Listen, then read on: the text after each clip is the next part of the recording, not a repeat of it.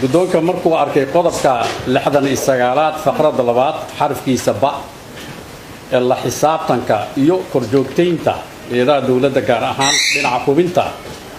dhaqangelinta sharciyada dalka markuu arkay barnaamijka xukuumadda in dalka ay gaarsiin doonto doorasho qof iyo cod ah sanadka 2020 oo ku salaysan dimuqraadiyad iyo rabitaanka shacabka Soomaaliyeed markuu arkay in xukuumadda ku fashilintay ballanqaadkii ahaa kow diyaarinta hanaan iyo qorshe cad oo lagu gaarayo doorasho qof iyo cod ah sanadku 2020 dhamaystirka federaaleynta heerarka kala duwan iyo go'aanka qaadashada maqaamka caasimadda ka hor waqtiga doorashada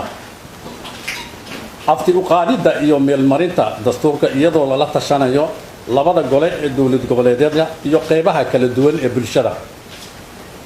hirgelinta nidaamka axsaabta siyaasadeed si ay uga qeyb qaataan ama qeyb uga noqdaan doorashada dimuqraadiyeysan ee dalka ugana howlgalaan dalka oo dhan markay ku fashilmeen diyaarinta ciidamo amniga suga oo heer federaal iyo heer dawlad goboleed ah awaamirtana ka qaata guddiga madax bannaan ee doorashooyinka qaranka xilliga doorashooyinka lagu jiro sida ku cad qodobka 54aad sharciga doorashooyinka qaranka diyaarinta qoondadii dhaqaale ee lagu qaban lahaa doorashada oo aan lagu soo darin miisaaniyadda 2020 markuu dhageystay golaha shacabka ee baarlamaanka federaalka warbixintii guddiga madax bannaan doorashooyinka qaranka ay ku cadeeyeen in ay awoodi waayeen soo gudbinta qorshaha qabsoomida doorashooyinka muddada ku xusan qodobka 13aad faqradda 3aad sharciga doorashooyinka qaranka isla markaasna ku dhawaaqeen inaysan ku qaban karin doorashada waqtigii loogu talagalay sidaa daraadeed guddoonka golaha shacabka wuxuu cod u qaaday kala noqoshada kalsoonida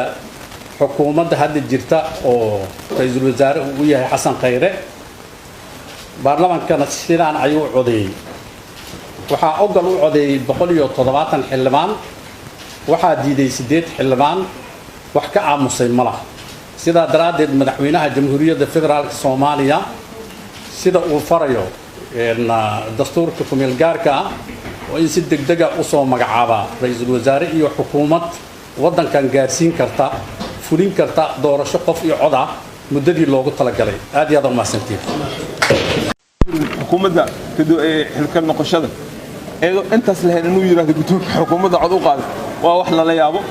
xildhibaano kale ay gadameyn doonto waana mahadsantihiin laakiin xildhibaan saacad wasiir maxaad u doodi weyseen oo aragtidiina waxaad qabtaan maadaama uu guddoonka ogolaa maxaad hor istaagteen golaha hawsooda waxaan ogaa dooda haddii la furnaan saana ku dhamaaleen halkan waxaa ku dhigan doorashooyinka xukuumadda dhacda kuma dhigin intaanu rabin marka waxaan annaga u doodaynay aanu doodanay head inuu warkiisa toos u yiraahdo oo alla ma hadiis waxaan ka filayno toos u yiri marka intaan anaga inaan qaldan ha ogaadaan sharciga hogaansanahay waxaan u doodaynay inta saahid tiinu yimid waa nasiib daro waxaan leeyahay waa ummadda Soomaaliyeed in dib u noqoto marabno in hore loo socdo la rabaa insha Allah biidnillah kariim waxaan ka shaqeynaa dalkan doorasho si uu aad lahayd si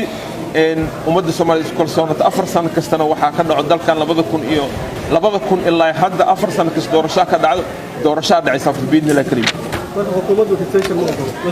كستيشن ما أقول حكومة هرنا وزارة وشهادنا وكل علنا حكومة ما أقول حكومة حاسة على غيره ما أقول كستيشن دورشات عيسى دورشات كل عيسى مدحضة ما من قول جدا مدحضة قرنك برلمان كم سكلا دورش حلقة في حلقة مدعي كرتو جود دورشيك هل كانت حلميري بحين تري قدوميها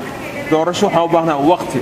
وقتي كده ما عدو سدح يتوم بلا شيءتي يسقال بال واحد ملء قلب كديار ما أهن مركز تاس مرة من وجوده سيقلوا وما سنتين